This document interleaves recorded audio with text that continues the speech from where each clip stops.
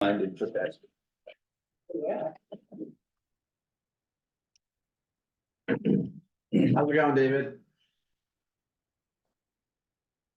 Morning, everyone. Morning. There's very little chance that I'm going to make it in this close to the solstice. Yes. Yeah. Appreciate that for Yeah, sure. Could have gotten your opposite- Mason The jars opposite. back. Oh, good. Yeah, I figured you would have those. All good. Did you guys have a good event? It was. Yes, we'll talk about it, I think, in a little bit. Excellent. All right, well, let's go ahead and get started. Are we expecting anyone from Fellowship of the Wheel? Yeah, Adam said he'd come on. Okay. Sure, I'll get on. All right, does anybody have any public comment to share? Nope. Okay. Check that off the agenda then. Yeah, no one on Zoom either. Back on track time Yeah, wise. it's right on schedule. Well, you're good here. Yeah. Minutes from what date? December 6th. There's just one thing. On section 5. I didn't feel like 5.2 quite captured why at the end of it. I said, okay, then I guess we're good with the easement on the other side. Okay. I felt like there were two things. One was that Anna did say she preferred not to have a trail on her side because it was would put the trail so close to the home, the building envelopes on her side. And the other thing is, we talked about what the land is like on the other side where we currently have a trail easement, and the answer was it's nice and flat, it's better. So that's the only thing that was missing there, was that we talked about that the existing trail easement was on a good site for a trail, and that on her side, it would be relatively close to the structures. Okay. If that sounds No, I think that's right. right. In my memory. That was my only comment. Great, thank you, Reed. Any other comments on the meeting summary from, or minutes from December 6th?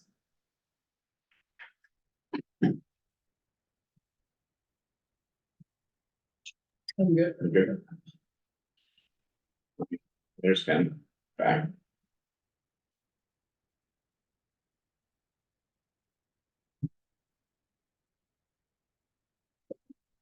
All right, thank you. Okay, in that case, may I have a motion to approve the minutes from December 6th, please, as amended? I make that motion. I'll second.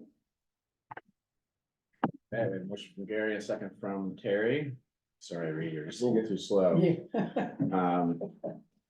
Any discussion on the motion? All right, all in favor of approving the minutes as amended, please say aye. Aye. Hi. Any, I think that was everybody, so probably nobody's gonna also oppose. And doesn't sound like anyone's going to abstain today. All right, motion carries. Thank you, Simon. All right, so that gets us to the Mud Pond update with Fellowship of the Wheel. A minute early. Are you ready, Adam? Thanks for joining us today.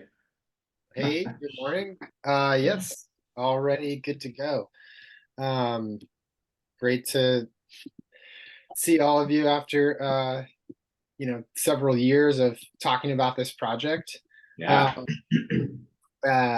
So we did mostly finish the adaptive upgrades this summer.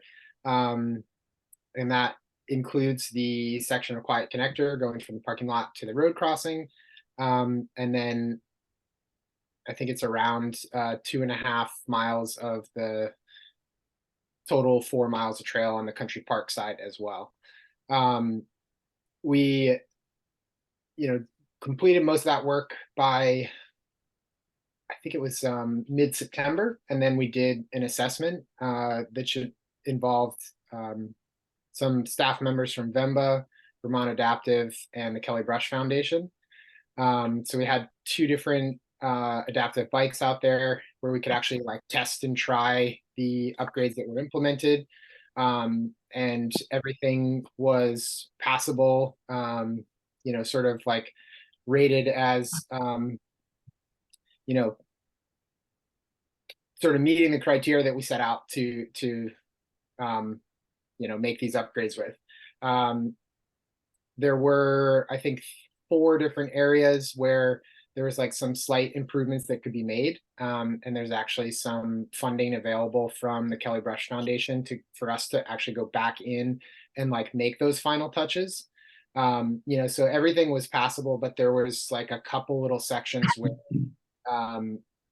like the Vermont Adaptive refers to these as like coachable moments, where there's like a challenge that you're gonna, be faced with out on the trails. And when they sort of like guide riders through, different trail networks, they'll use these sort of like coachable, teachable moments to like sort of like problem solve how you're going to get through a section of trail, just the same as any, trail user on foot that comes across a really rocky or technical section, or somebody, on a conventional analog bike as well. So overall, like upgrades passed, network passed, but there were, like I said, just a few. Some of them were just like pretty minor, like the benching needs to be 6 inches a little bit wider or there's like one rock wall where there was like a little bit of extra rock work to get over this like sort of crumbled rock wall. So like taking a couple more rocks and placing them in areas that the wheels can actually roll through a little bit easier. One of the areas that was cited as like sort of a challenging, area to get through. We had actually noted like when we went through 2 years ago and did the original scope of work. Awesome. Thank you, Simon. That it's interesting. This section from the photo looks rather flat. But if people are familiar with it, it's on the initial part of the climbing loop before you get to where the extension loops are, and the top loop is. So there's like a little bit after this, there's like that intersection where you have the extension loop, so you can go to the left to head back towards the Vast Trail. And this section of trail is there's some exposed ledge right here. And on this particular day, it was like a day or so after some rain. So the soil was moist, the rock was wet, and it was just slick enough that this created a real tricky challenge. So the 2 different bikes that were used to go up this probably took 10 or 12 attempts each to get up this. And as I was saying before, that about 2 years ago, when we first looked at all the different areas that might need upgrades, we did identify this. Like there was like a mental note of like, this might be an area that's not passable, but let's do all these upgrades. And when we actually do like the testing phase, like this is something that we would test. So it wasn't in the original work scope, but kind of all along, we sort of had these assumptions like this may or may not, be passable without some real struggles. And at that time, I had sort of looked around left and right of the trail to determine like, is there any good alternatives for this? And oftentimes, if you have something like this, you can add a quick sort of like switchback. The way to make trail less steep is make it longer. So in this case, traversing a little bit out towards the left-hand side, there's like an open white pine area, and sort of take a right-hand turn and use a little bit longer distance to create a lower grade. There would be some benching on this particular area, so that you know, similar to the start of the new quiet connector, like a nice bench cut is really easy to navigate. And actually, I would say that watching a couple of the adaptive riders go through that new section of quiet connector where there's that nice bench cut was really cool to just see, you know, here's a new section of trail that anybody can use sort of at the same level. It was a really nice moment of that assessment. But this area, it was like really also gratifying to see these bikes like make it through this section. But it did sort of give me pause at that moment to think, you know, this could be improved for adaptive riders and also for, I think about, you know, kids and families that are going up this most likely have to walk it. And it does sort of get into that same sort of steep grade that we were looking at with the sort of two up and downs right there at the start of the quiet connector that were rerouted. In this case, you know, we could,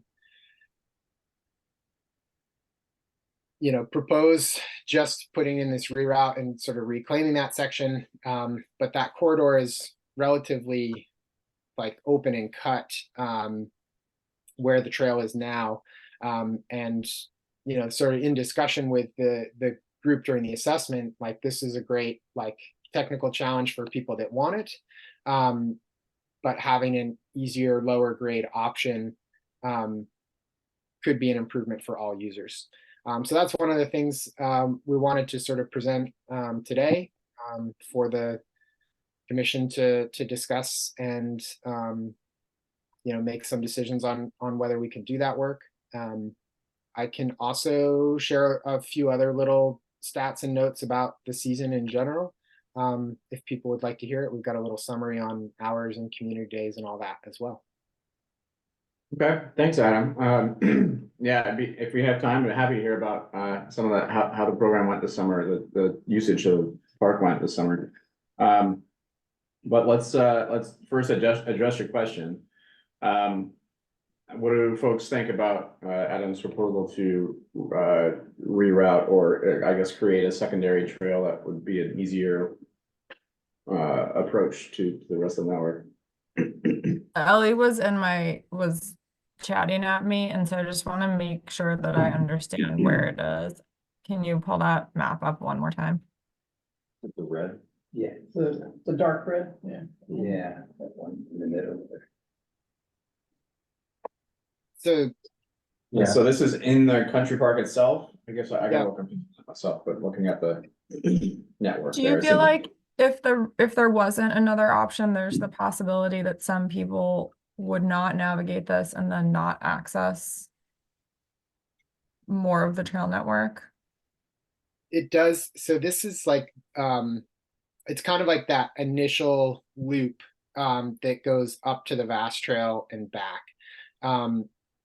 And yeah, because of that, like you don't really have an option if you're going to recreate here. Like that's kind of like your only option there. Rather than just kind of like going in and back out. So it could, if somebody was recreating solo, like that could create a challenge where someone might say, yeah, I'm going to turn back and sort of leave the network. And if, particularly with like Vermont Adaptive, you know, this is, and any rider really, like if someone's out there with a kid and they want to do like a 2-mile loop, this particular section could cause like enough of a challenge that, you know, I would think newer and beginner riders would have to walk up this. And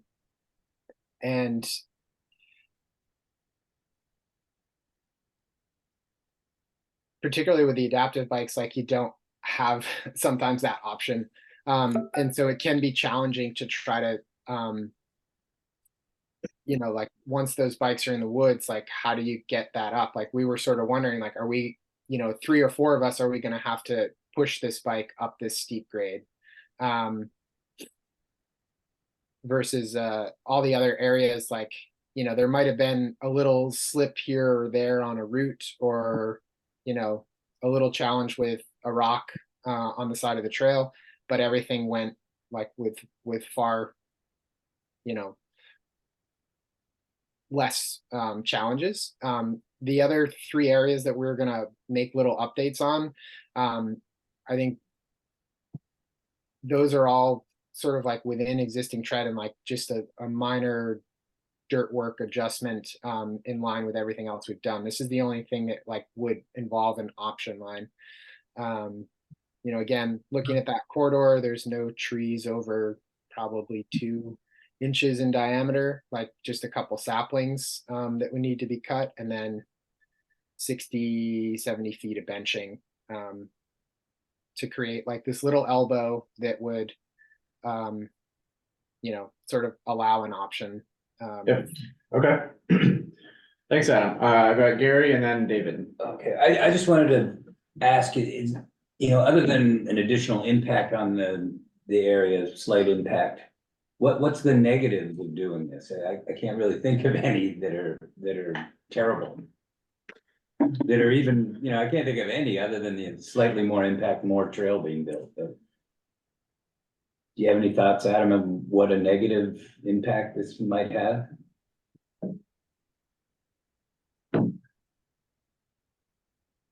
I don't, other than like momentary confusion of which way do I go. And I don't even think that will be an issue either. You know, there's some little placard signs that are being made that will go up next year that just have the difficulty rating, so that at any intersection, it'll be like a green circle, blue square, black diamond. And the new signs that we're getting are going to have a little AMTB with an arrow in it. So it serves purpose for any trail user that's familiar with this like codification. But it also provides that wayfinding for AMTB users to sort of point you in the right direction. And so in this particular spot, you could have, you know, sort of a green arrow one way and a black arrow the other way. So it just signifies like, here's a more challenging route, and here's a, you know, Cool. easier route. David? Thanks. Thank you, Adam. Two questions, one for Adam, then another question for Simon. It's been a while since I've ridden my bike in Mud Pond. How does this technical feature of the trail compare against, say, I just remember a lot of roots being in this particular section of the trail, and that is challenging as well. I almost find the roots to be more challenging than this upgrade that you're or upslope that you're referring to. So like as a point of comparison, you know, why is this more challenging than any other section of that trail, which is actually pretty technical in spots? It is the ledge and the grade of the ledge and the length of it. So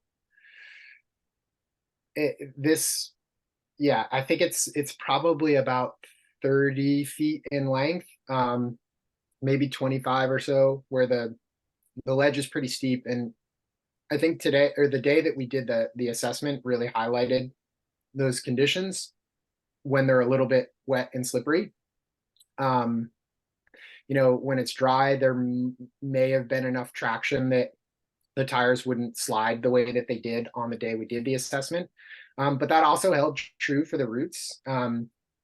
And although there are many routes throughout Mud Pond, you know, we've continually sort of gone and cut some of the ones that are really high and proud. And, you know, if there's no soil underneath them, we tend to pull them out, you know, mostly like from dead trees and things like that.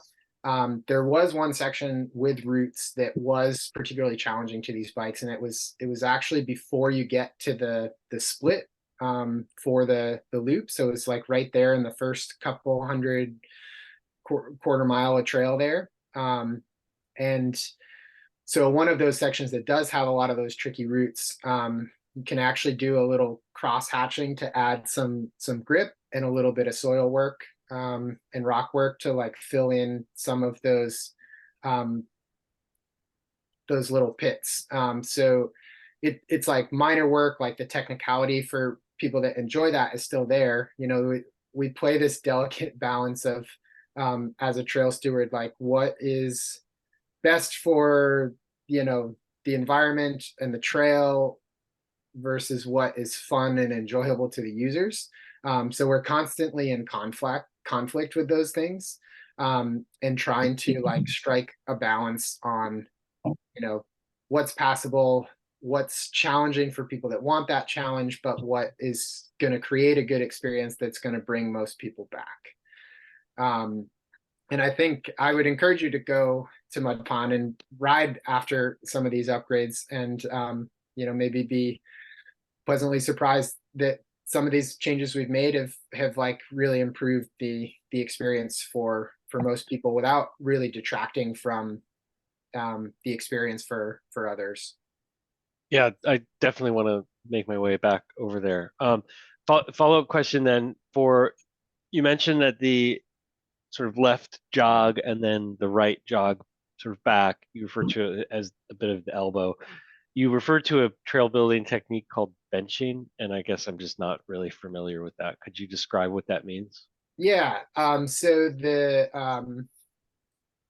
like in this case, there's kind of like this steeper pitch that is right in front of us. And right now the trail just goes straight up that ramp, like a steep driveway. So when you put this elbow in, you know, you kind of traverse out, and you put a switchback in, and that switchback is going to sort of go diagonally up that slope. So you cut into that slope with some of the hand tools that we have, and you sort of create this shelf or a bench cut trail, it's called. So, and that bench cut that's ideal for trail building. Like if you ever recreate down in National Forest in Pisgah or George Washington National Forest in Virginia, like they have these like miles and miles of trail that is just like, it's National Forest, they work to a certain standard, and it's just like a road at a perfect, you know, 5-degree slope, you know, 3-degree outslope on the trail so it sheds water, 35-degree back slope so that the soils don't erode on the inside of the bench cut, but that water sheds off the trail at numerous places, and it, you know, creates this sort of shelf that is easy for walking and biking. Thanks for that explanation. And this was all hand tools then? Yeah. Okay, cool. Cool. And my question for Simon is, what is the sort of authorization that the committee can provide to Adam, having not sort of been part of that when you guys approved the original? So the management plan just puts you, the Williston Conservation Commission, in ultimate charge of managing the property. We have an MOU with, which we have since August, with Fellowship of the Wheel, which formalizes the previous informal arrangement. So they do the, basically they do all the work. And like if we want to do any trail reroutes or anything like that, or any sort of bigger management issues, we just need like the head nod from the commission, because it's under your guidance. Thank you. So we don't need a formal vote or anything. And given that it's in the country park, we don't need any public comment, given the scale of what we're talking about here. Great, thanks. Speaking of head nods, we've got time for 1 or 2 more quick questions, then we should move forward. No, I can give Adam a little 5 minutes. I would have bumped Adam twice. All right. All right. So I have a question of how long would this extension be? How many feet or? I could follow up. I could follow up like I could follow up by end of the week and let you know that to make a decision. Well, just My ballpark. are we memory, talking it's about, like 50 probably like feet? around 100 feet at the most. Yeah, that's fine, not a quarter mile or. No. No, I know, actually, even on the map, the line that is sort of drawn on there is not super representative of. Artistic how representation. Yes. Yeah. Okay, Yeah, I Yeah, mean, it's, at no Wanna- point would it deviate more than like probably 50 or so feet from the current trail corridor.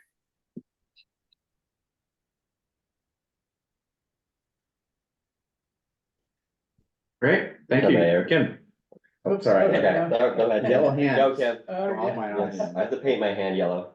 I just wanted to say that in my memory, that spot, I think that even if a few trees were cut down, Gary, if you have a different memory, correct me, but they're like kind of failing white pine. And so I don't foresee even like the minor cutting that would be necessary to be like a significant ecological impact to high quality trees in that area. For whatever That's that's awesome. worth. And that's something we look at too, like even if there's saplings, like we will pick a corridor where we identify like where the healthy trees, and like where the ones that are going to make for a healthy forest in the future. We've had the pleasure of doing many walks with Ethan Tapper, and trying to absorb some of that knowledge that, he brings to, healthy forests here in our changing climate. So would you, oh, I'm sorry, yeah, go ahead, no, go ahead. Yeah, I just wanted to say, Adam, that, it's really, reassuring to, when you guys bring stuff forward, to hear that you have thought through, a lot of the stuff that this commission thinks about in terms of the ecology of the space and erosion and all that stuff. I'm not sure I could get as excited about a bench cut as you do, but it's fun to hear somebody get excited about that. Yeah. Big picture, the help that you guys provide in maintaining that trail network is well worth some leeway for adjustments for the experience purpose, because that's a challenge for us right now. The 12 miles of primitive trails is a lot to maintain, and there's pressure to add more, and we have to maintain anything we add. So I just wanted to say I appreciate the partnership. Likewise. And just one quick, would you be flagging this and maybe Simon and Ethan could go out and just take a look at it, or? I had a quick look, it didn't seem any worse than what they did for the quiet connector. Okay. I mean, reading the management plan, it's like the same old story, there's too much white pine. Yeah. It's not healthy. Yeah. Okay. Yeah, I mean, not just it's unhealthy, it's like failing, correct? Is this the area that I'm thinking of?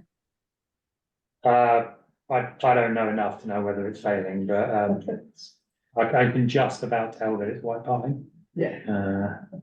It is something where, Kim, we could go take a look at it, afterward and decide if there's any plantings that would benefit the area, because, we do this with developments too, like, okay, if you need to cut down some trees, can you do some riparian plantings or something to help offset that? We can do that ourselves. We have budget, we could plant some trees if we think it would be helpful.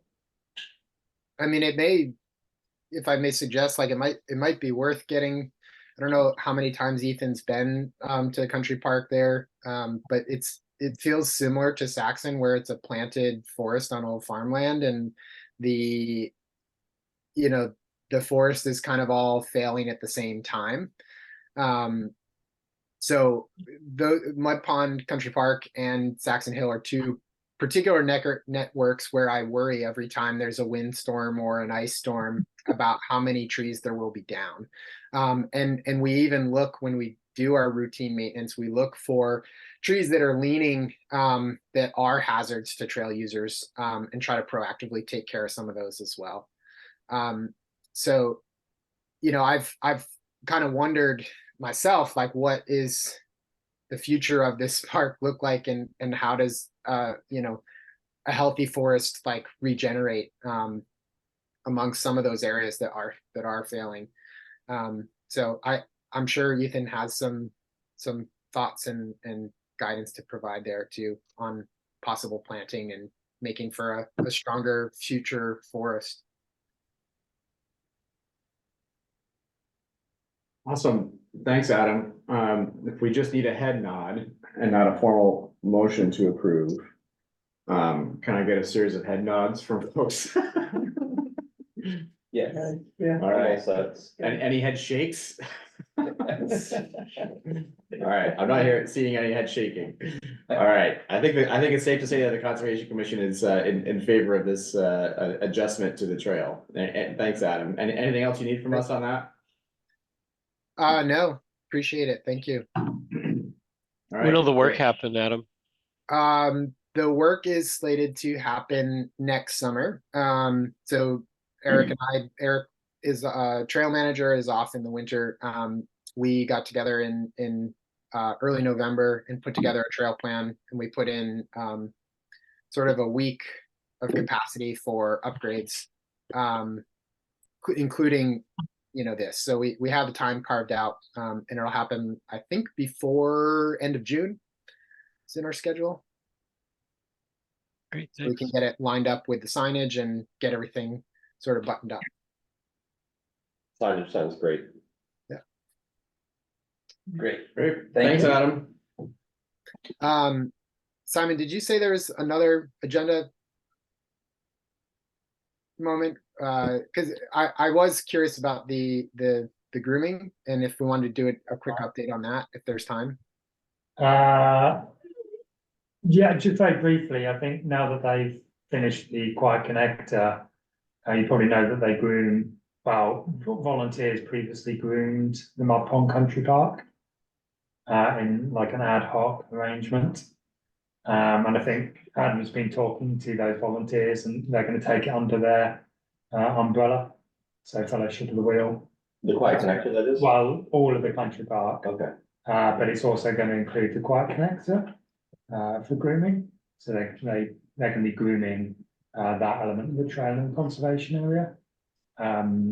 You describe grooming, what does that mean? Is it a machine? Yeah, I'm familiar with Somebody grooming for with a ski trails. broom With a hairbrush now. So the one I've seen is like, I mean, Adam can describe it, it's like an engine with almost like a tray at the back. Is that for get vast Jackson on. trails or is it for the No. whole system? It's just for their system, vast. Oh, okay, that's, do their own that's thing. one thing that didn't You- get mentioned. If you all remember, Bill Fleck came in to our group, to this group, like probably pre-pandemic, when they wanted to buy the snow dog that they use to groom. And I feel like we kicked in a little bit of money for it because we did like an informal poll, and it turned out that like a lot of walkers and snowshoers and cross-country skiers were benefiting from the fat biking. And so then I think we helped buy that. Is that, or we at least were like, yeah, if you buy it, in any case, I think my memory is that what we learned was that it was really benefiting all winter recreation users. And then we had some questions about like, actually, if maybe it was also helping control erosion during spring runoff, because it leaves like that ice strip down the middle, which is a problem for trail users then in the spring, right? It's really hard to walk on that, but like, we weren't sure of the trade-off there. That's like, without looking at minutes from 6 years ago, what's in my brain. But I think that's what we're talking about, right? Is like that snow dog. Is it like an ATV? Is it the size of an ATV or? It's a little bit smaller. The way I always describe it is it's like a medium-sized refrigerator tipped on its side. So it's this box, and it has an engine inside with a track, and the track sort of propels it and compacts the snow at the same time. And we won't go out until there's about 8 inches of compressed snow on the ground.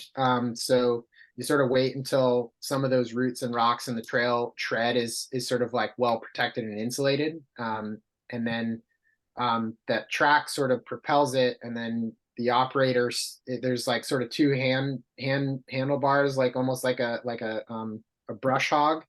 And so you hold on to those handles, and you're standing on either like a platform or a sled that gets towed behind, and that's what actually has like a grooming mechanism on it, that sort of creates, it's like a 2.5 foot wide, like corduroy, like same way as like a ski grooming, Okay, so walk behind. but it's like a small compact trail version. We just saw a picture of it. Yeah. Reed bought one up, yeah. Yeah, sorry, David, but if you Google snow dog Yeah. trail groomer, you Oh. can look up pictures, yeah. It also lives out there in the winter, doesn't it? I've definitely like passed Does, it. so yeah, so typically when the first significant snowfall comes, it'll get dropped off, and brought, actually to that intersection where the sort of climb and return comes back, just so that it's not close to the road and it doesn't get tampered with. And then, you know, they'll kind of go up, do all the various loops. They said, I asked about, like, sometimes they'll come out to the road and then do a loop basically on the road or right before the road and head back in. So this is just a question of, there's no concerns like that. It's a self-propelled track. It can go across tarmac. So it could go across the road up to the parking area and then back. It's just a matter of, discussion.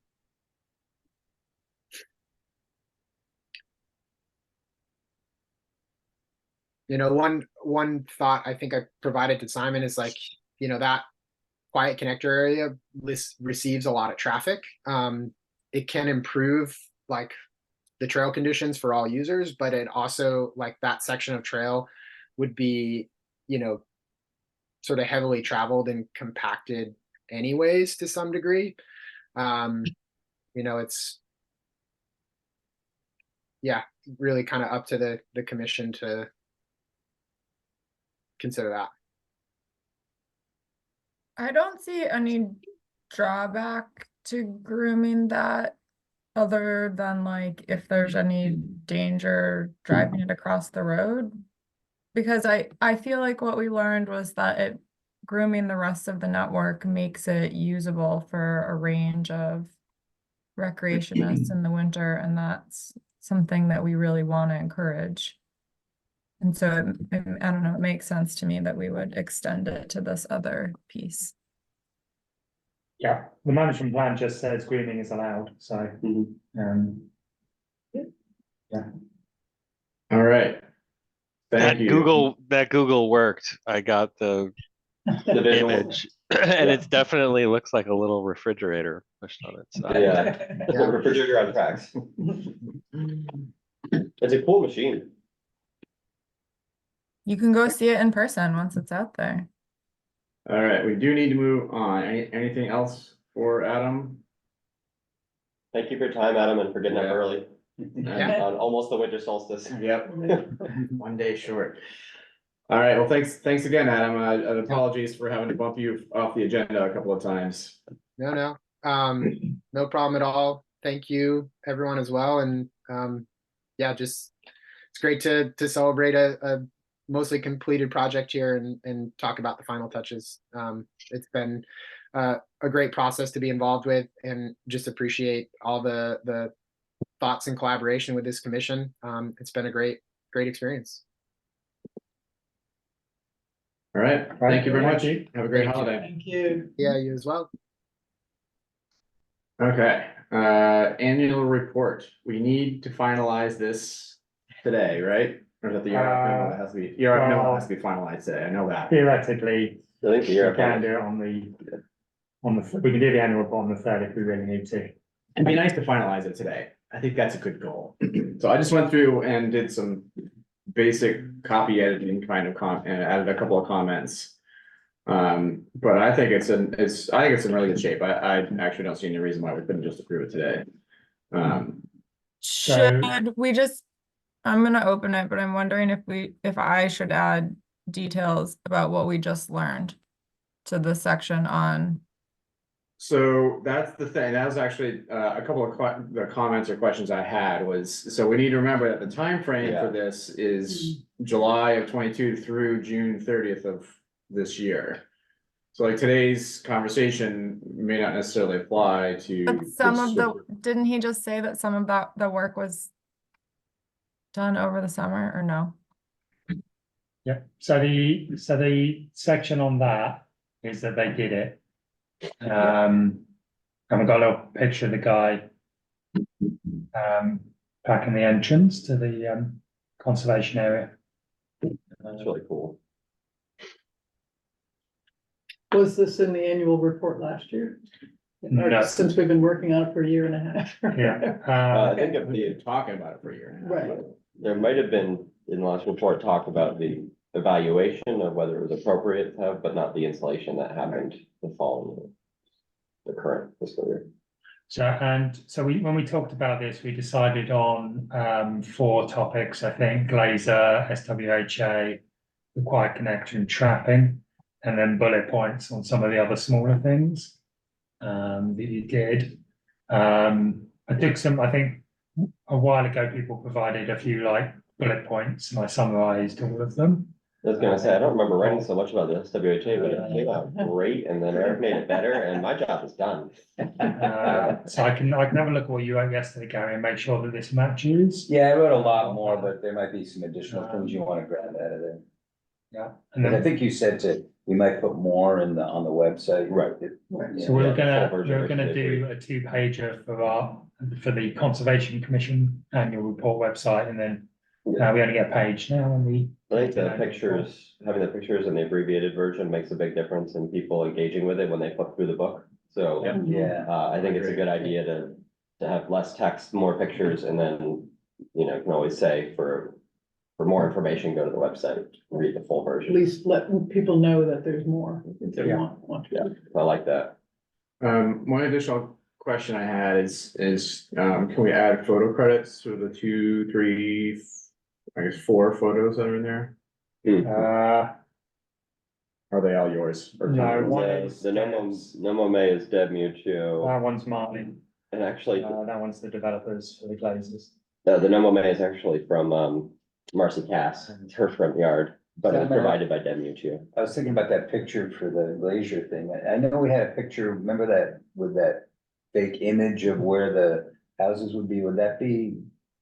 I can put, but I mean, they're basically the same picture, one with. Right, but without, at least it shows here's where the houses are gonna be to indicate that it's Yeah, gonna have minimal impact on. the- Yeah, I actually kind of like that idea of showing the rendering. If you can find it, I mean, Yeah, I know where it is, yeah. Maybe put it in the corner, or is there room for? Yeah, or two pictures, Let's one do- before and let's do after. one Yeah, picture. I don't know. Or on online version, have it, Well, I like the other, I don't want to take a picture out, just put 2 pictures. Yeah. of this in. I like all our other pictures. Mhm, that was a good. Yeah, So I was looking at this online last night Yeah. through the agendas. This is more edited. yes, Saying Yeah, I think what's that's okay. mainly, This is different Eric, than what was. I made a couple like Grammar. things, but things like that. Okay, Laura said she's happy with her trapping text, I think. The quiet connector, I basically just put Kim's bullet points into a paragraph format. yeah, I think you're right, Eric, Um, testimony needs to be changed to like, I'd say comment. we just heard from local residents or heard comments or something, because Comments, yeah. Testimony is a formal reference Yeah. point. I would say comments. Comments from local residents, there you go, I changed it. And then there was a question on, the very last bullet, Eric, you had about. Yeah. Yeah, because it happened in July 2020. Well, no, so our recommendation to support. 30 by 30 happened during fiscal year 2023. This fiscal year, didn't it? No, we put that in the memo for last year's Oh, did we? funding. But the state target hadn't been set, so. That's right. The recommended, supporting the 30 by 30 initiative. Yeah. Um.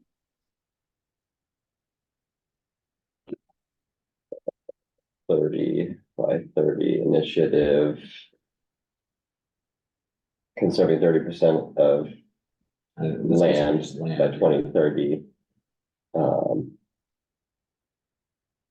Yeah, is that feel good? Yep.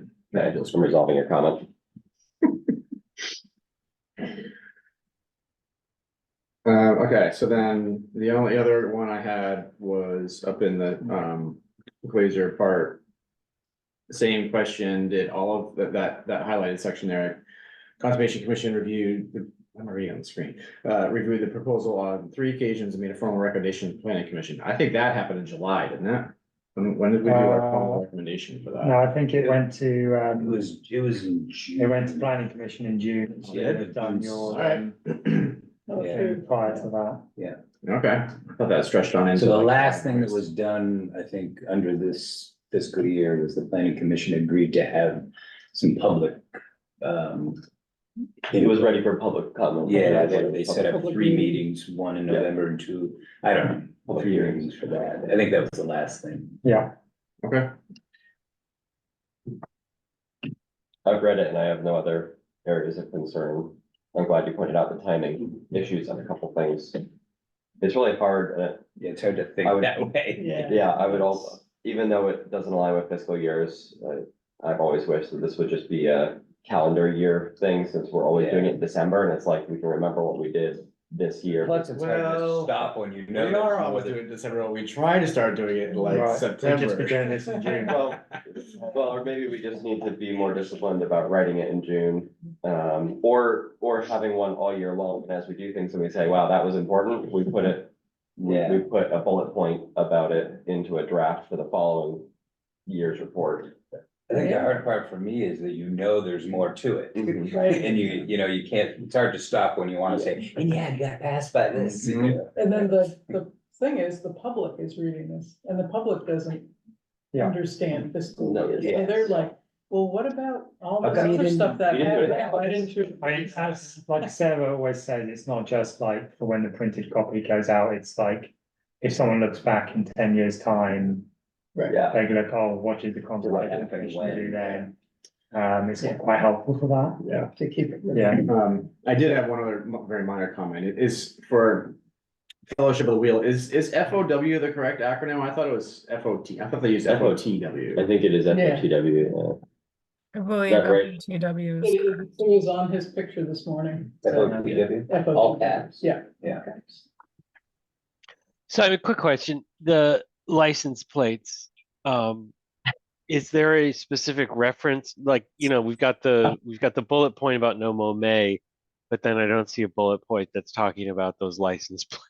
I'm glad you brought that. I was wondering Oh. that too, and I forgot. That was Vermont Fish and Yeah. Wildlife.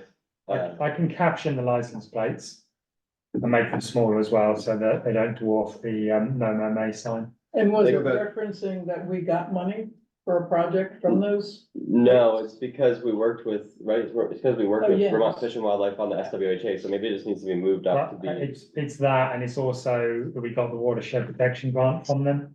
oh, We okay. got a few things from them. Okay. Yeah. So if we're gonna use the license plates as the bullet to that specific bullet, then you almost need like a parens or some kind of like Caption, yeah. caption underneath that, like sale of these license plates, create, grant opportunities for small towns like Williston or, something like that. What he said. Yeah. If that's correct, That's right. yes. I don't Yeah. know that that's Yeah, I where don't these either. funds came from. I think they came from the, I was just The gonna say, what if we protection. just put Fish and Wildlife's logo? yeah, I was gonna suggest that too, and that might be clearer, to just do the Fish and Wildlife logo and probably if you're gonna do that, the DEC logo, if we have watershed protection grant from, I think that's from DEC, unless it did come from Fish and Wildlife, I can't remember now. yeah. I would guess. I think I just got an email announcement about, hang on, I'm gonna see who sent that out, about like timing for next year's watershed protection grants. Yeah, oh, that's Fish and Wildlife. Oh, is it? No. Watershed protection. Fish and Wildlife has watershed grants. Doesn't say about protecting the watershed. Oh, yeah. they're definitely. Watershed Grant Program is a joint project of Vermont Fish and Wildlife and the Department of Environmental Conservation. And it was established by legislation and funded by the sale of the Vermont Conservation License plates. Oh, Well, there you go. All right. Simon There you for go, the win. Simon. There you Maybe go. we should keep the license plate and put Davis. He forgot he had Right, research. okay. So the plates. Can't remember anymore. I like that better than a logo. Personally, I think the license plate are better than a logo, so I think License that, plates with the description. Yeah, if you can add a caption just to connect it to the grants. Yeah. Sale of the license plate supports the support of this grant or something, I think that'd be great, and then call it good. And then I do think it is important to credit at least the photos that are not town of Williston. Yeah, Yeah. I'll swap this one out for we want it with houses, right? That's what everyone thought. I think it'd be better, Yeah. personally. I think that if you're gonna do that, I think it'd be a nice visual, but I think that also will need a caption. Yes, yeah. Yeah, just some kind of rendering of. Right, explain it. the Yeah, Estimated location of da. Yeah. And then credit to Glazers or whoever it is.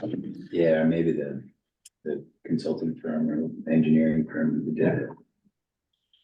Simon, I just sent you the text that I read in a message in case you want to like copy and paste it into a parenthetical. thank you. So what we have on the screen here, once all the edits are accepted and those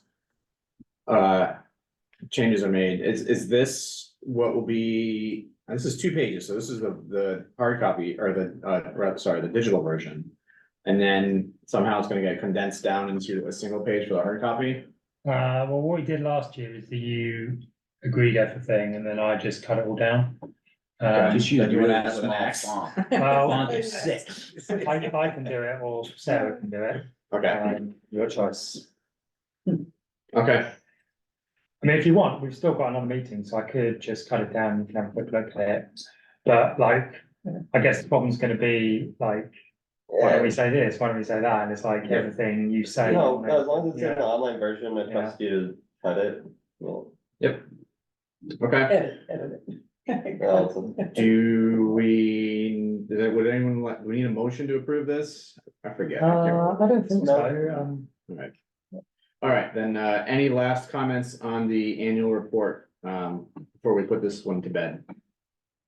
Good job, team writing. Great, consider that agenda item closed then. Thanks, everyone. All right, Wild About Williston event debrief. Great job. It was nicely Yeah, done, Reed. it was, yeah, it was kind of crazy. People just kept coming in the door. Yeah. We had, Um, I think I counted 53. yeah, At the peak, I kind of, or maybe if you count some people who had to leave and people who arrived late, 53 people, but I think we can confidently say there were 50. It was, I'm trying to think who wasn't there. So David and Kim, you guys were the ones who weren't there.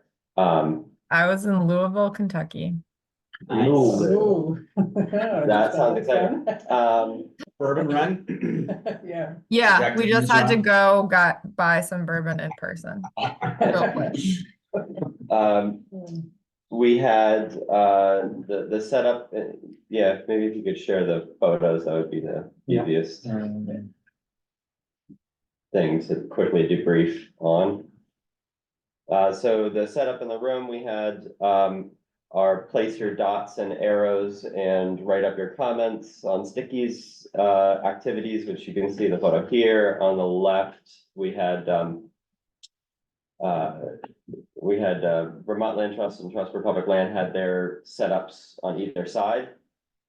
And Bob Heiser and Kate Wenner were there representing. If we could go back one, the gentleman in the black jacket there is the person who took the drone, did the editing, right, of the drone footage. Jim. Heltz, Jim Heltz. So it's great to have him there, and behind him, you can see the drone footage playing, so he provided updated drone footage, and we were able to run that on loop as people mingled. And a lot of people were very complimentary of that aspect. They had never seen the Allen Brook from that perspective, or they hadn't seen the beavers themselves, only the dams and stuff, and they had footage of the beavers as well, so that was kind of cool. One thing, I think that, to me at least, it shows the use of that we might want to use in the future for any kind of people Yeah. who's heaving upon the wetlands. So buffers and such. they I are think that's great. interested, he and the other person who took the actual drone footage are interested in helping with taking additional footage in the future. So if we have things that we want to be able to see or highlight for the town, there's potential to partner with them. I'm really excited about that idea because I've always envisioned having footage in different seasons of the same place and being able to use that to show people just kind of how dynamic okay, the water goes up, water goes down, and snow, and there's ice, and there's, different species using it at different times, and I just thought that was kind of cool. There was a cake decorated with the shape of Williston with the Allen Brook on it, and Lake Iroquois, and then in green were different conserved parcels. That's great. And who's which is this cool. one? Who's? This is Marcy Cass, so she's also the one who had the Nomome photo that we used in the report. She's a member of Sustainable Williston, and she was my partner in planning on that side. Yeah, so there was cake, there were, it was a zero waste event, so we had, everything was either composted or recycled.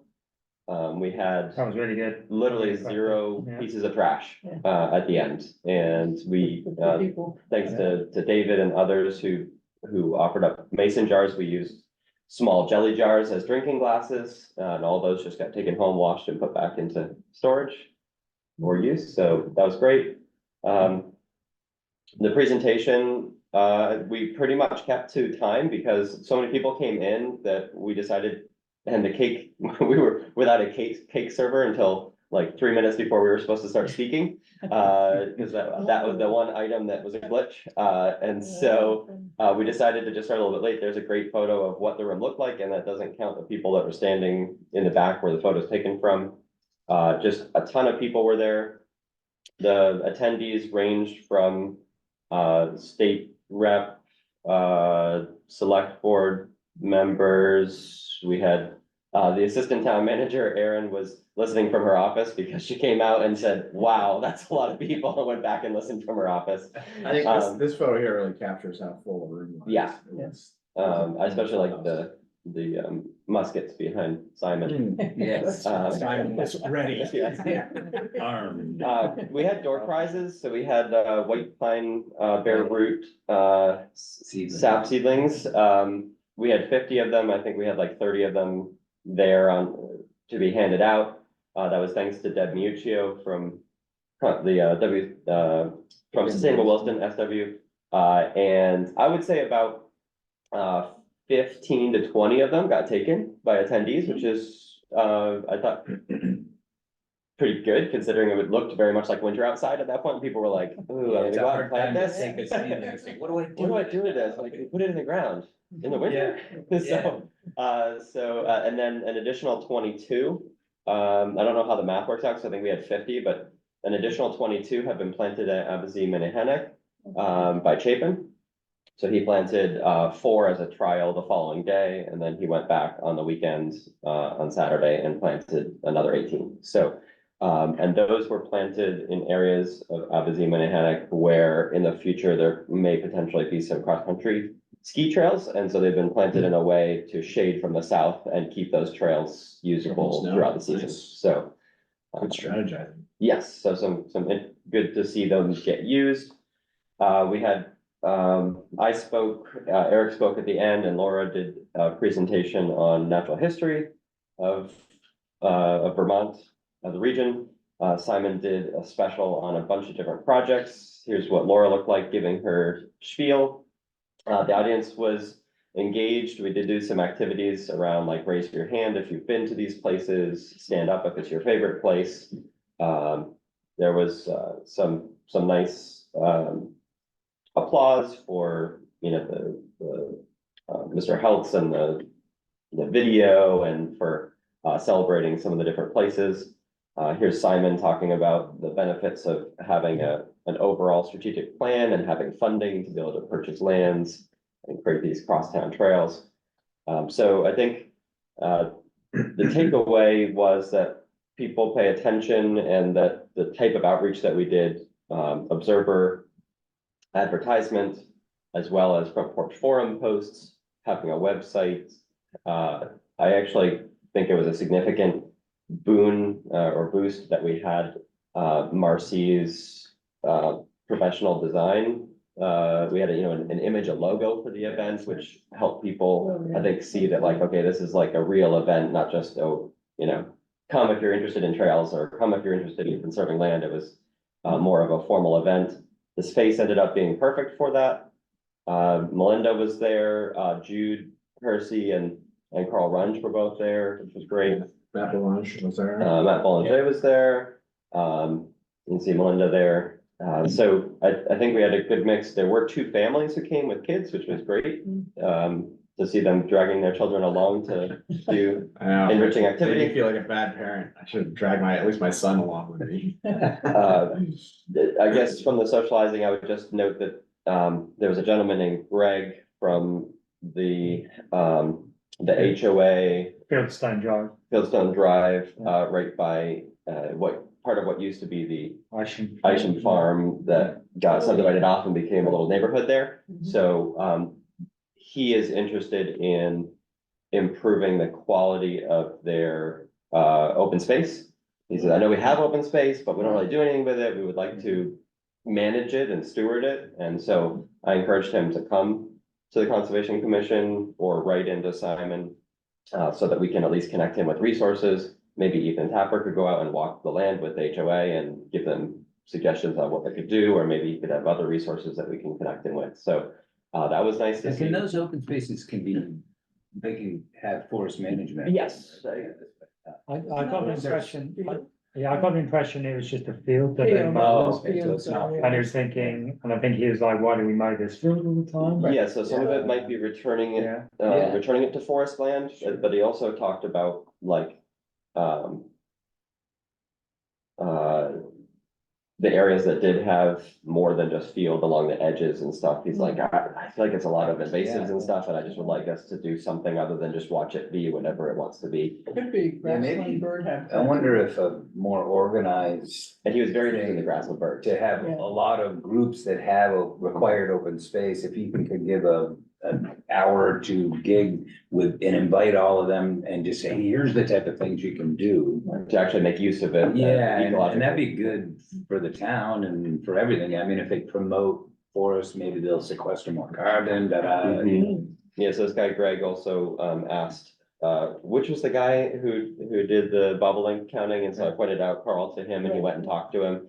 He's interested in seeing if they could get their open field space, get the timing of their mowing. Yeah. To delayed mowing, yeah. participate, so it was, I think those are Yeah. examples of good outcomes from it.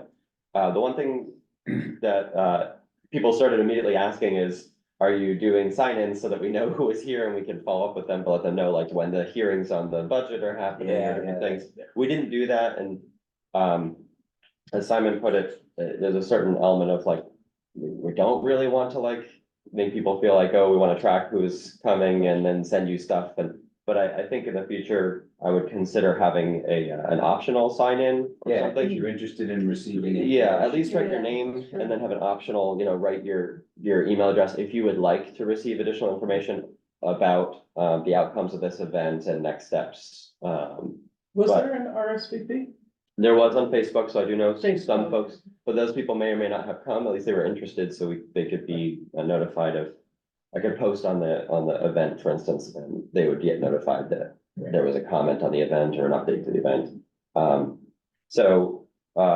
Yeah, the call to action was to participate in the town budget process. And it was also to, if they haven't already, go out and do the online survey for 2050, as well as go to the back and do the activities. So do you want to talk about just your takeaways from the dots and the, Yeah, we can have a look at these. So we had variations on the ones we did for 2050. we tried to not just repeat exactly what we did for 2050, but Yeah, keep some of the same activities. so I don't know, hopefully people can see that, but this was place a blue dot on your favorite trail.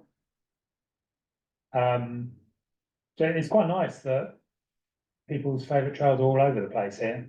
I don't think, I always think of, Suckerbrook and Catamount as being the two top trails for people, but, it's good. Conservation area. Tree Hill area. Interesting, there's that blue dot, over off of Redmond Road. Yep. We don't have any trails over there.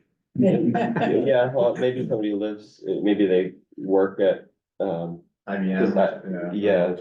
Foundries, because I think they do have trails for staff to be able to go for walks on, so it could be that they work at Global Foundries. Is that up near the Winooski? Yeah. Redmond Yeah. Road? Yeah, Mhm. this was quite a good idea from Reed, you have place narrow on your favorite view, I thought it was a way to crowdsource some input on that.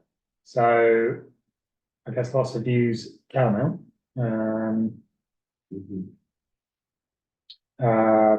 you might predict some going over Glazer, Yeah. which is inevitable. Mhm. Yeah. And I think if people, there were 50 people there, I think if they saw an arrow already, they Yeah. weren't gonna put another arrow on Mhm. top of it, so.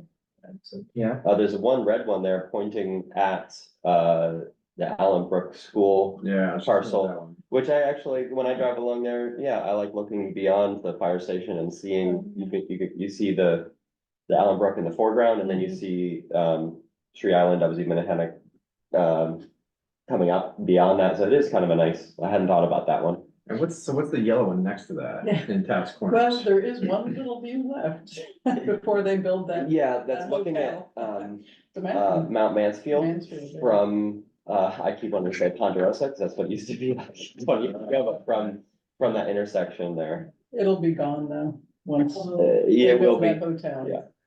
It will be visible from the tops of some of those buildings, so depending on what those become, there could be. Yeah. Rooftop cafes. Yeah, nice rooftop bar out there. Additionally, That's where the park I can was put supposed to go. cursor on it, additionally, there's a, so right here is where the water tower is. Oh, Oh, yeah. And that is mapped on the growth center map, as being a park.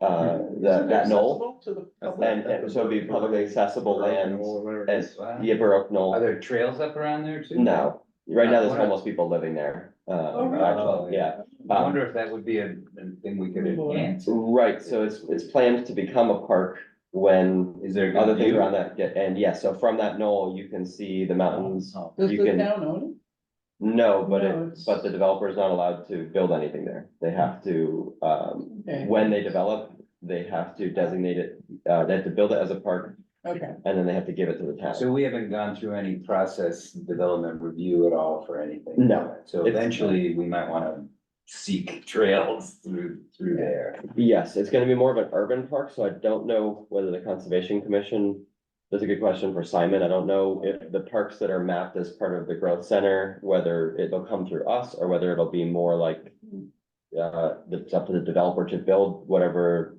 they negotiate with the DRB. And then it gets handed over to the town for maintenance from there, so. My point is that there is a natural knoll that there will be views from even in the growth center, eventually. Let me see if I can scroll. Not here. So as the views, this was, green dots on land that you'd like to see protected. So you can see people were interested in, this area near the Route 2A crossing into Essex Junction over the Winooski. This area, some down here off of 2A before you get down to, Sucker Brook there. This is, Patient farm.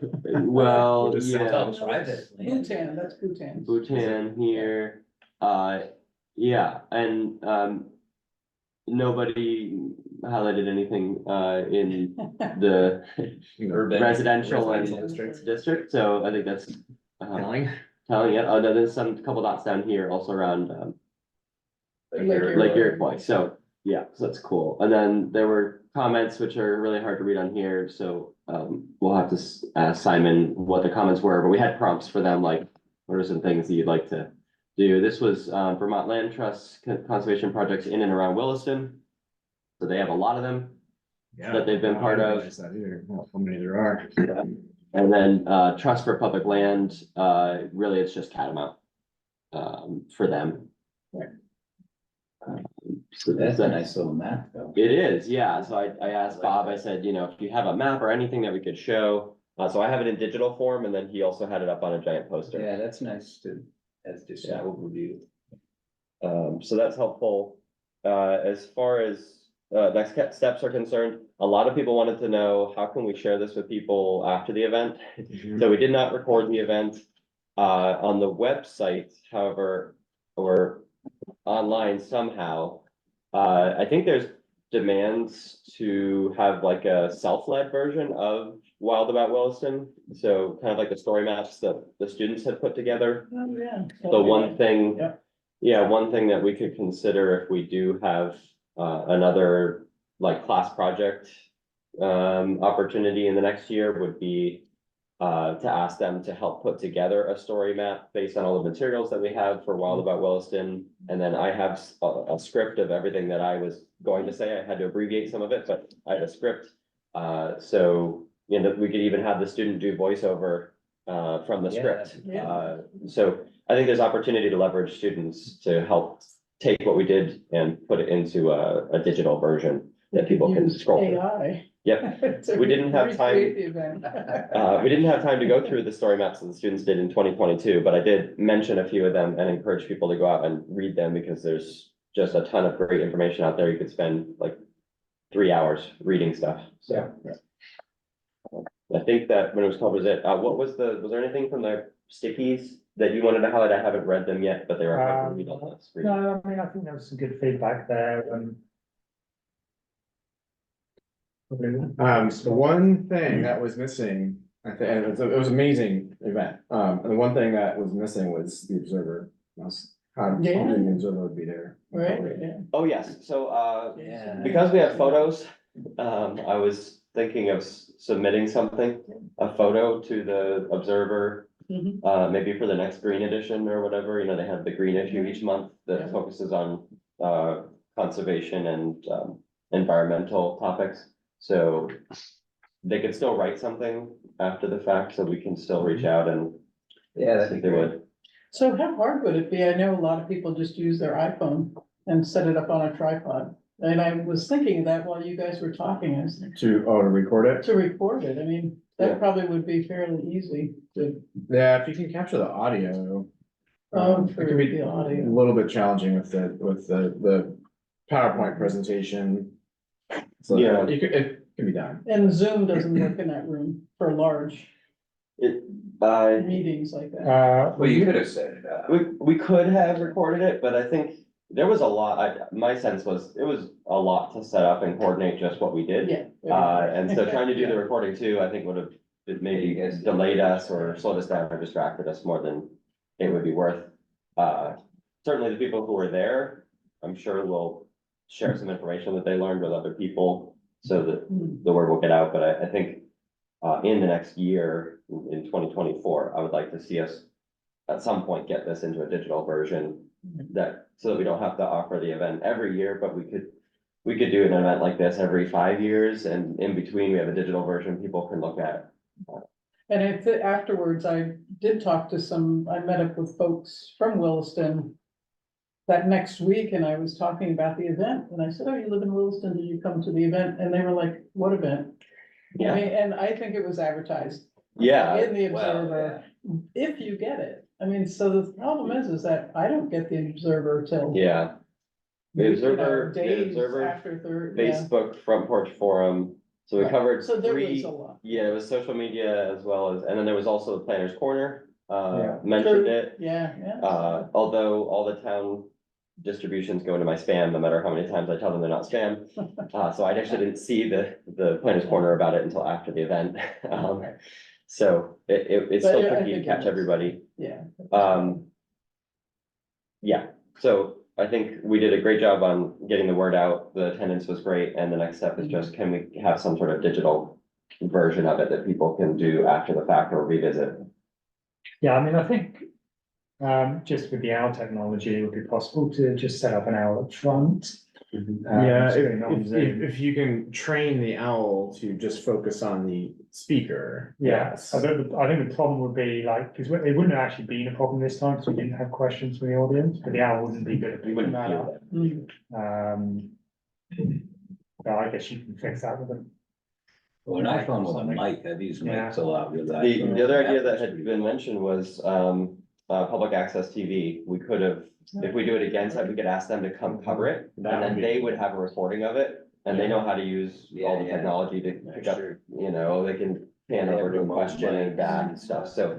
I think in the future, if we did a large event like that, it's not a bad idea to ask them, hey, would you like to stream the event, and could we have the recording after? For replay. I think that's it. Great job. Yeah. So I think Right. action items are, contact the Observer about an article potentially about the event. And then I want to store all the materials that you shared, Simon, along with all the presentation materials, because I have the Prezi and stuff. Yeah. In a way that we can easily pull it back out in 3 or 5 months if we do get a student who's interested in helping us complete that online public outreach. Okay. Awesome. Kim, if you know any students.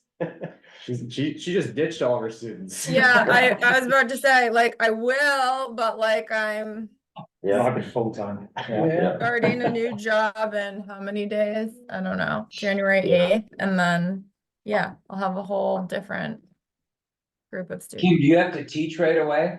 No, I'm not teaching in the spring, so, yeah. well, if you know any other professors who would have students interested in this, or if you talk with them as you're getting up to speed, please tell them that we have projects. Yeah, I mean, I'm sure that There's I will always have, those 2 to 6 groups, you know. yeah, and I'll have like lots of opportunities going forward. I just don't have my own classes until the fall. Okay. All right. I can Awesome. tell you what I'm teaching in the fall in case there's like any desire to plan things. I'll type it in the chat once I find it. Okay.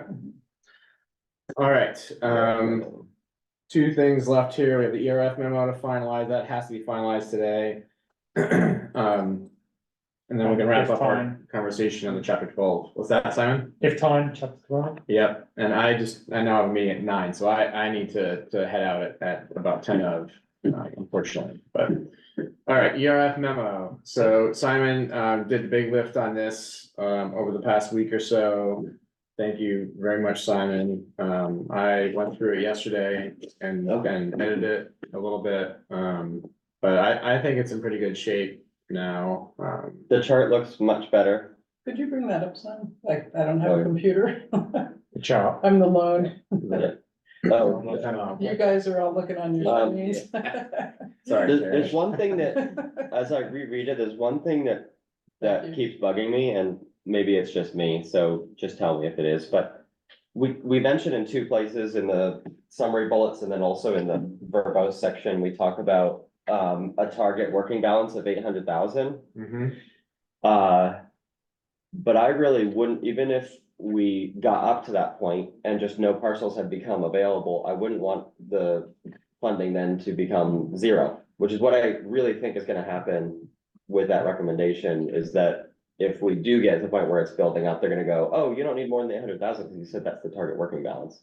And that just seems like, I hope that we wouldn't get to 800,000 without doing some proactive work to say, okay, we've got some funds now, let's see what we can go out and maybe we can purchase some development rights on some properties. Maybe we can outright purchase some open space parcels that are like super valuable. So that they aren't at risk of future changes to the bylaw and things like that. So I think there's opportunity to do stuff when we get closer to a working balance, but I don't know, it just bugged me that those two objectives of funding at $150,000 a year in order to achieve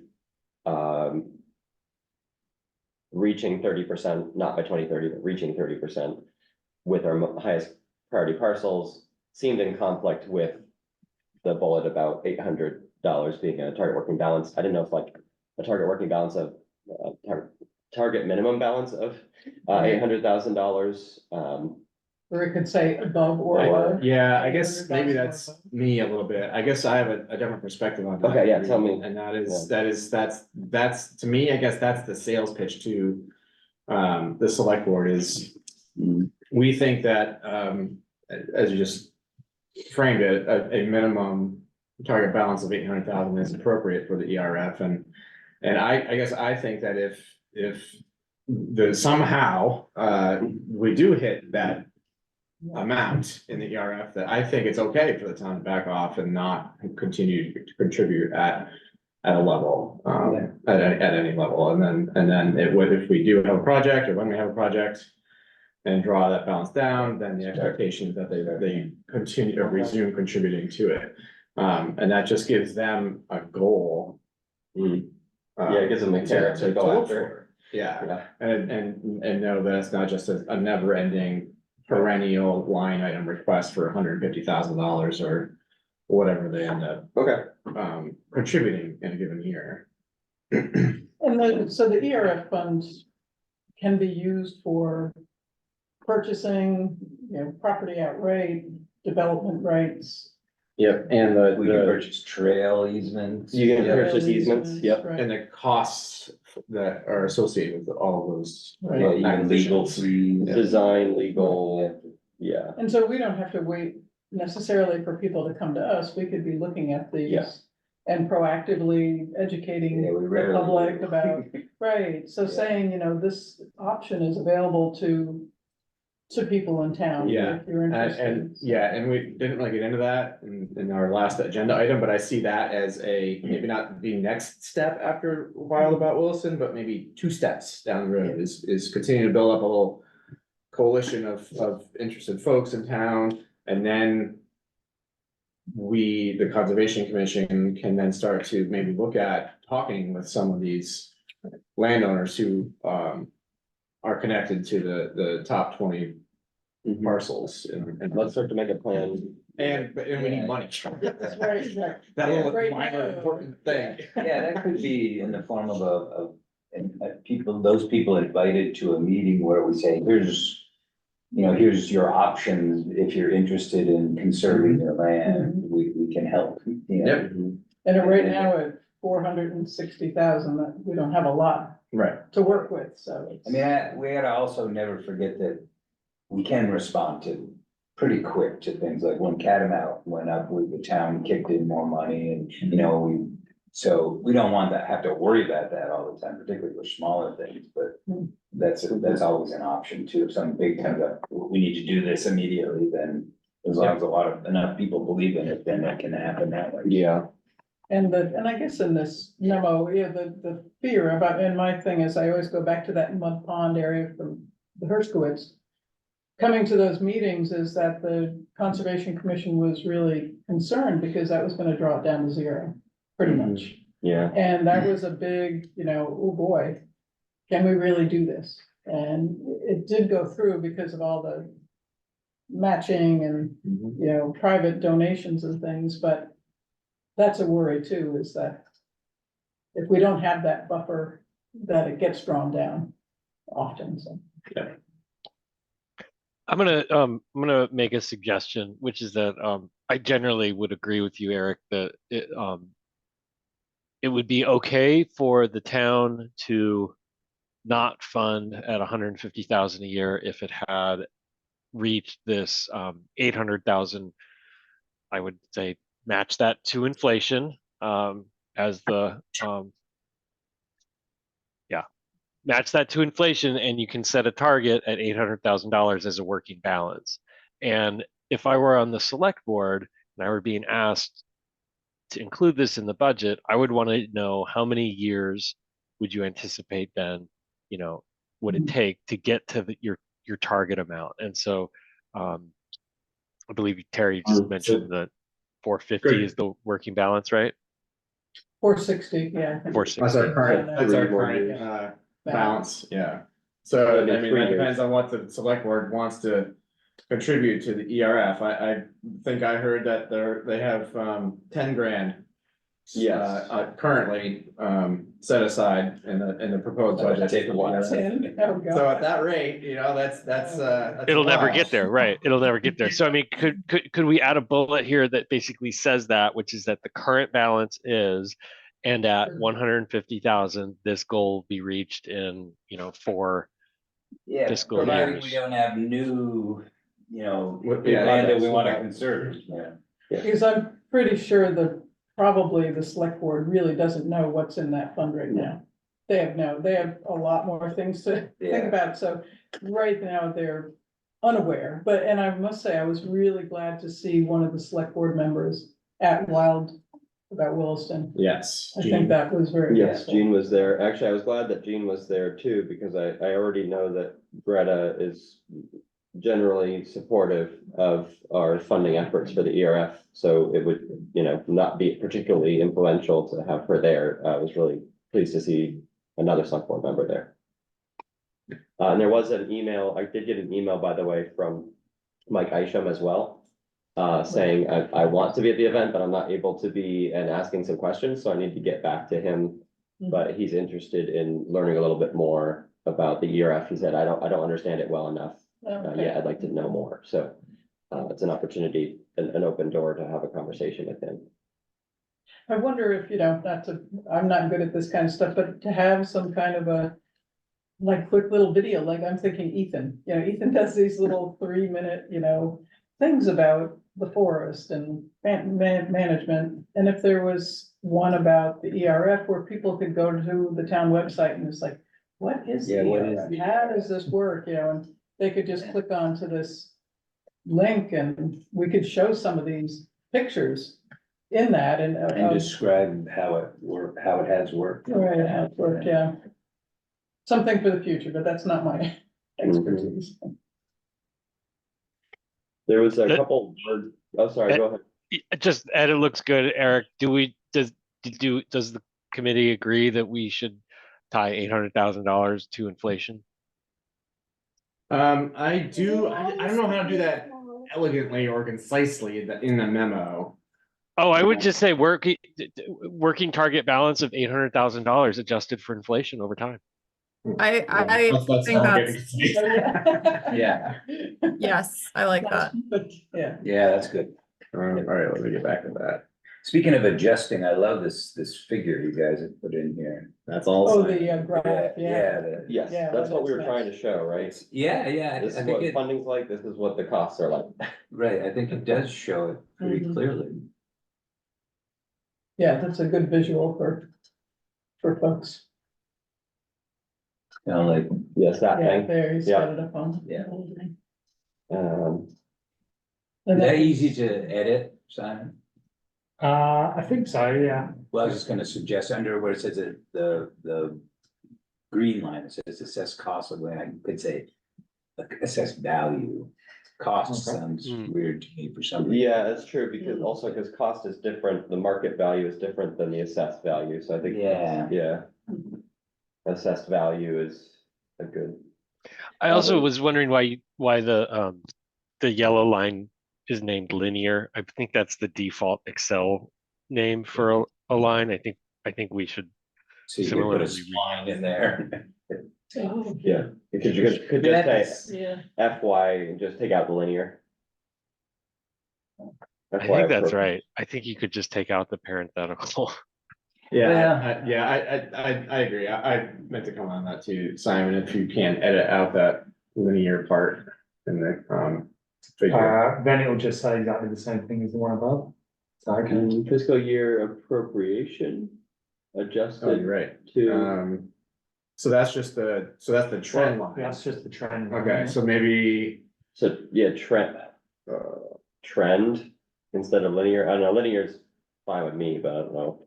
Yeah, I mean, I think it's, maybe trend would work, okay. Trend line. how about linear trend? Yeah, linear trend, yeah. I think it's an important line to have in there, because people. Oh, yeah, no, if you're gonna have the green line, you gotta have Yeah. you gotta have the yellow line. The point of the graph is to demonstrate that the cost of that land is going up, but the appropriation adjusted for inflation is going down. Even at a faster rate than So they're going up. how about this? How about, we just call it the yellow or orange or whatever that is line, just call it FY appropriation trend. 1989 to 2023. There you go.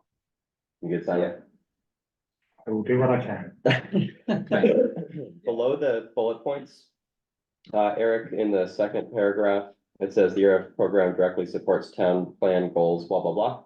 Where it talks about recreation, I just thought it might be better if we say host recreation, since the land is the. How about support recreation? Oh, we've already got support in there. Yeah, I would do host recreation, but. That was one thing that seemed awkward. There was another thing down, one more paragraph from there. Funds in the ERF are a powerful leveraging tool, blah, blah, blah. Where it says the ERF has been assessed to conserve. That seemed awkward. Perhaps, Has been access to conserve. Okay. yeah, has been used, I would just say used, Yeah. yeah. Utilized, Yes, utilized or used is fine. And then just above the chart where it says, the average assessed cost of the 20 highest priority parcels for conservation also seemed awkward, and we just talked about, assessed cost being the value. so, yeah, the average assessed value maybe is better. Okay. Yeah, But I think this looks great. otherwise, I think everything read well. I just hope that the chart, I almost would like to see the chart up higher. Yeah. Because I feel like out of the entire thing, the bullets at the top plus the chart are the whole shebang. That's the impact. Um, Is there any way to adjust, because so that looking at the top page, first page. All of the stuff before we get into the memo takes up a lot of space. Can we, Oh, yeah. At least do Reduce it the- single the- spacing. or yeah, the something. space between town of Williston and. Oh, I like all that. I like all that. I'm not saying get rid of it, I'm just wondering if we can condense it down to give us a little more space on the. above the fold, as they say. Yeah. Like even just in leave that, all the header stuff there maybe, but in the to CC from and RE, can we reduce the spacing, the paragraph Yeah, spacing? just go to single space. Or space and a half or something. It'll be that one area. Yeah, I don't know how to do that in Google Docs. Yeah, yeah. It's a little better, yeah. Is there a way to move the chart up? Could we, where in the text it says the graph below shows, can we just say the graph above shows and then move the chart up directly below the bullets? It's still not gonna fit though. I don't think it's gonna fit. I think in the sort of in the scheduling or the sort of arrangement of this argument, I think you want to put your request up first. So I Yeah. actually like the graph being on the graph is the proof point and the request is the main point. And so the main point should be on the first page and your proof point can follow basically anywhere else. You're very convincing. I write a lot of these. Spend a lot mean, of we time could- writing these. If there's some key places in the upper part, say C figure below or C, something like that, we can encourage people to glance at. Yeah, it you real- could you could add that to one of the bullets to say figure one below shows there is a appropriations are going in the opposite direction as cost of value of land. Then we probably should label it as figure one. Or just say C, it's the only figure, right? Yeah. I mean, you could say C figure below, it doesn't have to. Yeah. Yeah. Not multiple. I like it. Yeah. Good compromise. Otherwise, I'm excited to just get it over to them. Yeah, me too.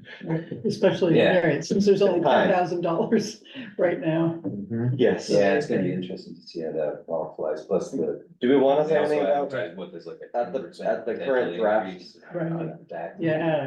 do we want to say anything about, since we happen to know that 10,000 is what's in the draft, the budget, do we want to say, you know, at the current, I guess level I of- wouldn't, I mean, I yeah. think if they read this, they'll say, whoa, we're only doing 10,000. yeah, So, hopefully. I don't think it's gonna, It's in there as 10,000 and Oh, there's is a it? lot of text Oh. around it.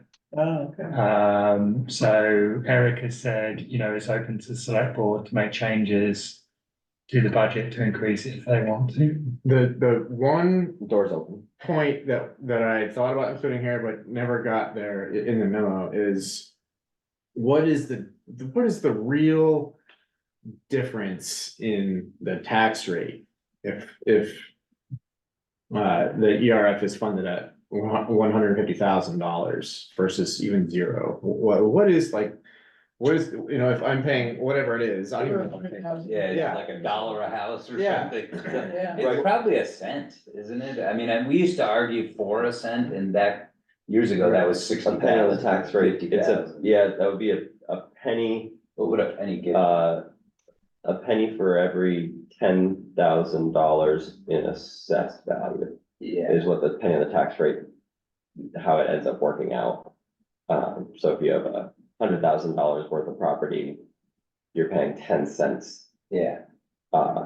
per year. So that'd be a good point, like Eric said, so most people might pay $1 or $2 a year. 150,000 is I think less than 1% of the annual budget. Yeah, Um, because years ago, I remember one of our, not arguments, but our points was that we felt that our 1% would be an appropriate amount for conservation or for the area. So that's the budget for the town of Williston That's what's proposed. proposed. so 2024 budget Oh, was 14 million.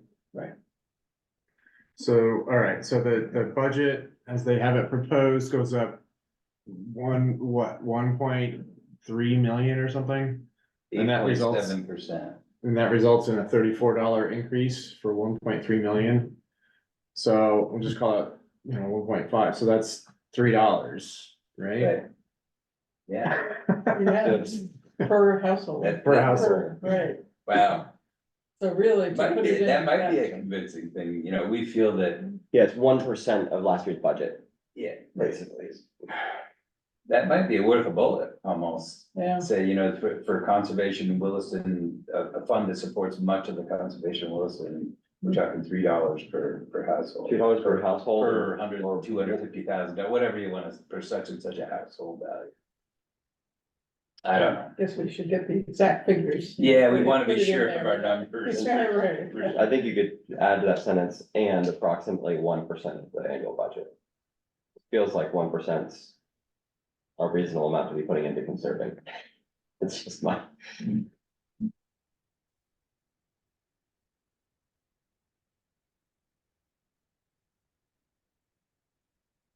Did that graph just say that the median tax is $1,000?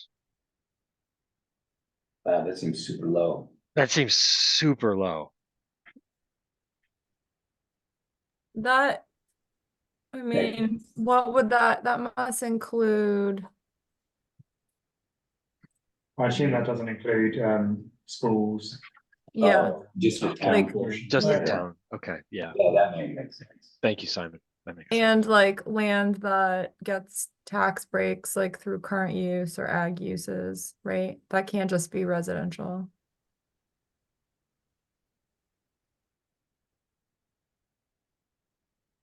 Yeah, probably because it said median.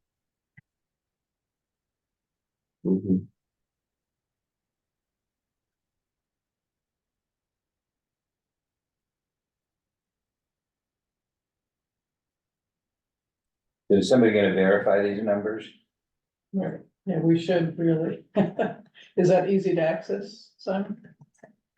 I guess someone's just gonna sit down and do some, Do this. I don't really know much about budgeting. Ah, I mean, it seems like it's worth to me. In the So, budget, we can, in the Yeah, finance so- officer. Like, can we ask them to verify whether that's an accurate statement? we can, when do we Busy wanna time get of this year. out? We sort of need to get this out tomorrow or next week, really. When's the next select board meeting where they're discussing budget? January 2nd. January 2, okay. But I think this is an important bullet to do this, you know, to get this information to the select board.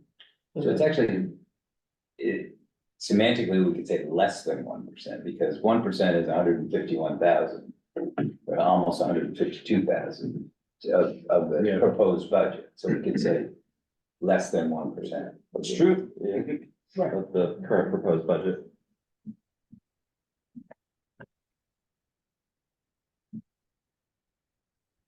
I And also feel more comfortable with the, And then if we could get the value of a medium house, we could say, and is $3 on a, or whatever the number would be per house. I just saw that the document Simon had open said it was the median household value is 300,000. That seems very low. Yeah. That true. must be assessed, is The that last assessed? assessment was a while Yeah. ago, though, yeah. yeah, And it's they probably just like postponed the. 420 or something. The next assessment. How do we get to the $3 per average household? I don't know. I just threw that out there. I mean, I was aiming high so I could say less than something without having to get into specifics. I think where you went was 1.2 million is a 34. No, 106. Additional on the median home income tax. So I think that's where that came from. No. Yeah, all we gotta know, if the median value is 300, we want, what's the tax on a median? And then we Yeah. can figure it out. I don't know if they give those numbers in there. But it's probably in the $4,500 range, maybe 4,000. I'm just trying to think, maybe a little less than that even. It's hard to figure, that's all it is. So 1% of, Whatever their taxes yeah, will be, yeah, what the number, so we just need to know what the taxes are on a $300,000 house in Williston. Simon, do you have time today to talk with someone in the town to figure out what that number might be? If they're in, yeah. I say if we can get that number finalized, we include it and send it. If we can't get that number today, we just pull out the dollars Yeah, per median house, Yeah. so there's one, less than 1% of Yeah, the like- proposed budget. Yeah, I agree. I think with the select board, that's not such a big deal to be missing when it comes to communicating to the public. I think telling somebody the median house, $3 a year, they're like, yeah, I think $3 a year. yeah, to get everybody in sure, I'll give you Sure. 5. Right, I'll give you $5. Yeah.